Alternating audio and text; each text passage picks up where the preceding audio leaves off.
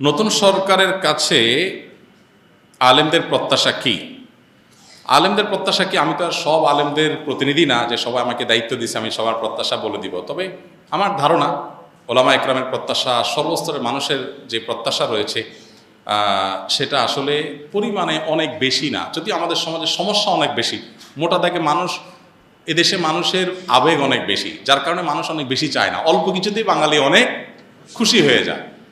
আর কিচ্ছু না করে যদি শুধুমাত্র এদেশে দুর্নীতিটা দূর করে ফেলতে পারে কেউ, তাহলে আমার মনে হয় এদেশে মানুষের আর অন্য কোনো বিষয়ে দুঃখ খুব একটা থাকবে না। যদি দুর্নীতিমুক্ত সমাজে কোথাও কোনো টাকা লাগবে না, মামুখালো লাগবে না, হাই হ্যালো লাগবে না, সবার জন্য একরকম নিয়ম থাকবে, এটা যদি করা যায়, অর্থাৎ অবিচার, বৈষম্য, জুলুম, চাঁদাবাজি, ঘুষ, এগুলোকে যদি জাদুঘরে পাঠিয়ে দেওয়া যায়, এগুলো যদি করতে দেওয়া না হয়, জিরো টলারেন্সে যাওয়া হয়, এটা যদি প্রতিষ্ঠা করা যায়, তো আমার মনে হয় এই সরকারের কাছে, নতুন সরকারের কাছে মানুষের এর চাইতে আরও অনেক ডিমান্ড আছে, কিন্তু এর চাইতে বড় ডিমান্ড আমার মনে হয় আরেকটা নাই।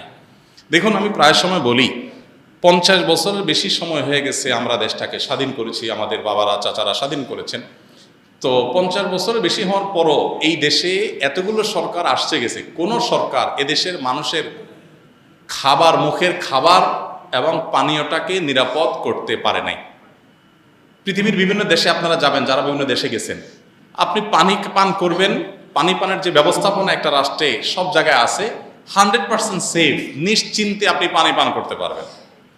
আমরা যখন বাইরে যাই, আমাদের দেশে দোকানে গেলে, মুদি দোকানে গেলে একটা কেকের প্যাকেট, একটা বনের প্যাকেট বা একটা আপনার ফাস্টফুড আইটেম, এটা মুখে দিতে আমরা 10 বার চিন্তা করি।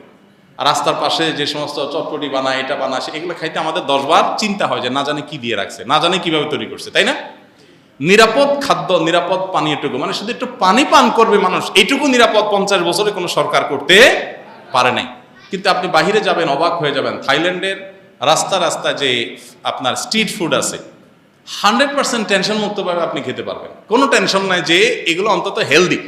হালাল হারাম এর ব্যাপার আছে, সেটা ভিন্ন বিষয়, কিন্তু একেবারে টেনশন মুক্ত হেলদি, অর্থাৎ এটা তারা নিশ্চিত করছে কেউ কোনোভাবে এগুলোতে কোনো অন্যায় করতে পারে না। আর আমাদের এখানে পুলিশে কিছু টাকা দিয়ে দিতে পারলে সব হালাল, আর পুলিশে টাকা না দিলে হালাল জিনিসও কি হারাম হয়ে যায়, দৌড়ের উপরে থাকা লাগে।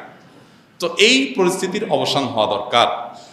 50 বছরের বেশি হয়ে গেলেও আমাদের পরে যারা স্বাধীন হয়েছে সে সমস্ত দেশে আমাদেরকে চাকর হিসাবে নেওয়ার জন্য আমাদের মন্ত্রীরা গিয়া ধর্ণা দিয়ে বসে থাকা লাগে যে আমাদের দেশে কিছু চাকর হিসাবে নেন, অন্তত ভিসা দেন। এটা আমাদের জন্য লজ্জা। এই ব্যর্থতা এদেশের সাধারণ মানুষের না, এই ব্যর্থতা এদেশের রাজনীতিবিদদের, এই ব্যর্থতা এদেশের যারাই যখন সরকারে আসছে তাদের, যত সরকার আসছে, আমি নির্দিষ্ট কারণ করে বলতেছি না, এই ব্যর্থতা তাদের সবার।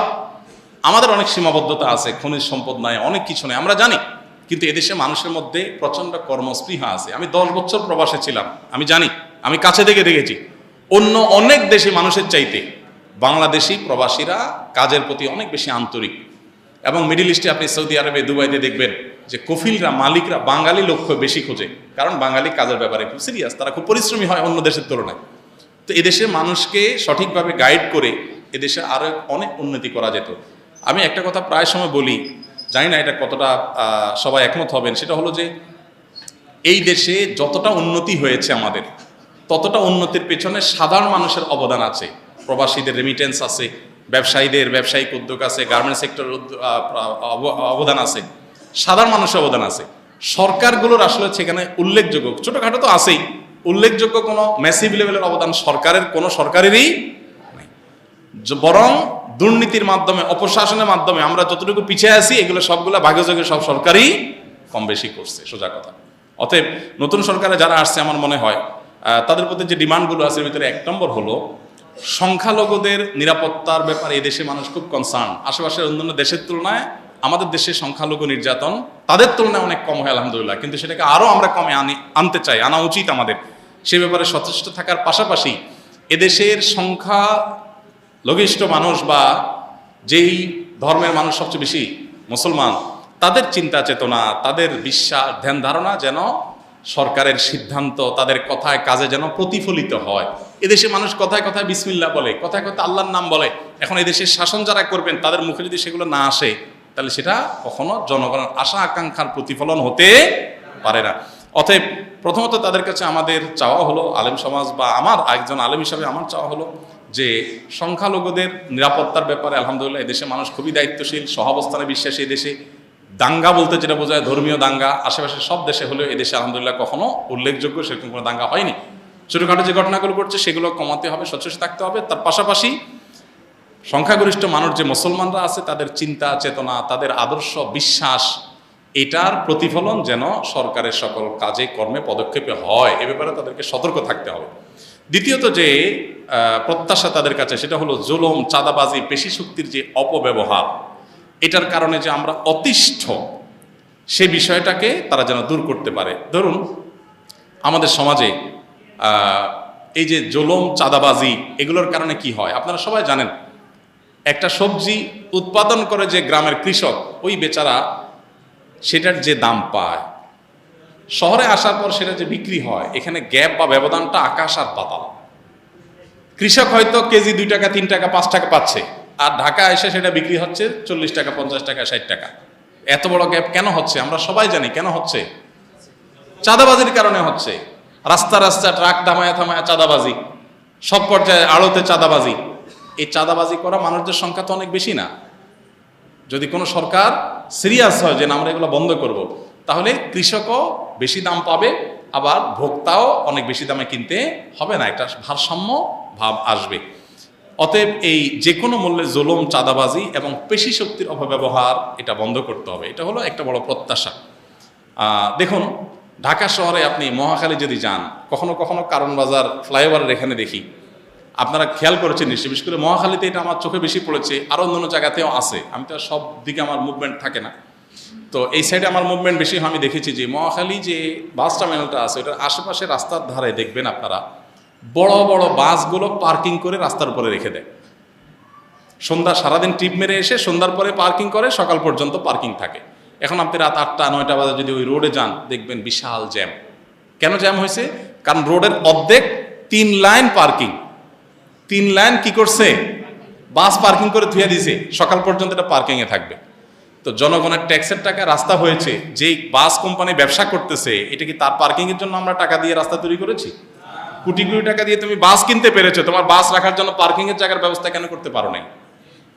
পারে নাই এই জন্য যে এখানে সে গায়ে রাখার বিনিময়ে এখানে যারা দেখবে, দেখভাল করবে, সে পুলিশদেরকে চাঁদা দিয়ে ম্যানেজ করে ফেলছে। কত টিভিতে এটা নিয়ে নিউজ হয়েছে, কিন্তু এটার কোনো অবসান হয় নাই। সিএনজি আলাদেরকে দেখবেন যে মান্থি কে না জানে, এগুলো ওপেন সিক্রেট। মান্থি জানেন না আপনারা? যে মাসে মাসে চাঁদা দেয় পুলিশ অফিসারকে, তার কার্ড থাকে, যে কোনো জায়গায় দেখলে ছেড়ে দেয়। মানে জুলুম, চাঁদাবাজি এগুলো এত খুল্লুম খোলা হয়ে গেছে যে এটা সমাজের রন্ধ্ররন্ধ্র হয়ে গেছে। অতএব আমার মনে হয় অন্যান্য মানুষের মতো আলেমদের প্রত্যাশা হলো যে জুলুম, চাঁদাবাজি এবং পেশি শক্তির ব্যবহার বন্ধ করা।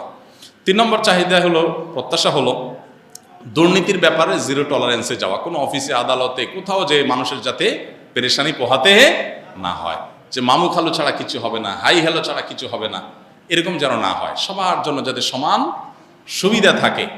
আমাদের দেশটা অনেক গরিব, অনেক দিক থেকে আমরা পিছিয়ে আছি, নিশ্চয়ই আমরা জানি সেটা, কিন্তু যেটুকু হবে সবার জন্য সমান হোক। কারণ মামু খালু আছে তার জন্য সব হবে, আর যার মামু খালু নাই, হাই হ্যালো নাই, টাকা পয়সা নাই, তার জন্য কিছুই হবে না, এটা যেন না হোক। এটাই হলো প্রত্যাশা। বিষয় হলো যে বিশেষভাবে নিরাপদ খাদ্য, নিরাপদ পানীয়, যেটার কথা আমি বলছিলাম, নিরাপদ ঔষধ, নিরাপদ খাদ্য, নিরাপদ পানীয়, নিরাপদ ঔষধ, এই 3টাতে নিশ্চিত করা। দেখুন যেই ঔষধের মাধ্যমে মানুষ বেঁচে থাকবে, ট্রিটমেন্ট করবে, আমি নিজেও জানতাম না এক সময় যে ওষুধের ক্ষেত্রে এত 2 নম্বরই হয়, যে নকল ওষুধ নাকি হয়। তাহলে একটা মানুষ যে ওষুধ খেয়ে সে সুস্থ হবে, উল্টা ওই ওষুধ খেয়ে সে আর মরে যাচ্ছে। বাংলাদেশের বহু গ্রামে, আমি আমার গ্রামের কথা বলি, আমার গ্রামে, লক্ষ্মীপুরের আমার গ্রামে, শুধু আমাদের বাড়িতে 8 জন মানুষ ক্যান্সারে মারা গেছে। আমার বাবা নিজে ক্যান্সারে মারা গেছে, আমার হাতের উপর দিয়ে চটপট করতে করতে। আমার চাচারা কয়েকজন মারা গেছে, চাচাতো ভাইয়েরা কয়েকজন মারা গেছে। কেন? খবর নিলাম যে পানি যেটা খায় পুরা গ্রামের মানুষ, এটা ক্যান্সারের কারণ। আর্সেনিক আছে, আরও অন্য বিষয় আছে, যেগুলোর কারণে এখান থেকে ক্যান্সার হয়ে যাচ্ছে। সাতক্ষীরার একটা গ্রামের মানুষকে নিয়ে দৈনিক পত্রপত্রিকা নিউজ হয়েছে যে একটা গ্রামে মানুষ মরে, অনেক মানুষ মারা গেছে শুধুমাত্র পানি বিশুদ্ধ না থাকার কারণে, পানিবাহিত অসুবিধার কারণে। আমার নিজের বাসায় এই যে কয়দিন আগে পরপর 3 জন জন্ডিসে আক্রান্ত হয়ে চরম অবস্থা হয়ে গেছে, মরণাপন্ন অবস্থা হয়ে গেছে। পরে চেক করে দেখা গেল সমস্যা পানিতে। তো খাদ্যে ভেজাল, এটার কারণে কিডনি শেষ হয়ে যাচ্ছে। আমাকে এক ডাক্তার বলেছেন যে বাংলাদেশের যতগুলো ডায়ালাসিস মেশিন আছে হসপিটালগুলোতে, এগুলোর একটা তো আপনি দেখবেন স্লট খালি নেই। এত পরিমাণ কিডনির রোগী হয়েছে এদেশে যে একটা তো কি নাই, স্লট খালি নাই। অসাধু ব্যবসায়ীরা খাদ্যের মধ্যে ভেজাল দিয়ে দিয়ে আমাদের কিডনি শেষ করে ফেলতেছে। ক্যান্সার রোগী ঘরে ঘরে হচ্ছে, হার্টের রোগী এত বেশি যে হার্টের অসুবিধার কারণে, হার্ট অ্যাটাকের কারণে মানুষের মৃত্যু বরণটা এখন ডাইলবাত হয়ে গেছে। এখন এগুলোর জন্য দরকার কি? আমাদের পানীয়, আমাদের খাদ্য এবং ঔষধ, এই তিনটাতে ভেজাল করলে সর্বোচ্চ শাস্তি মৃত্যুদণ্ড রাখা উচিত। কারণ আপনি এগুলাতে ভেজাল দিয়া মানুষকে মৃত্যুর মুখে ঠেলে দিচ্ছে, এটা মানুষ হত্যার কাজই করতেছেন।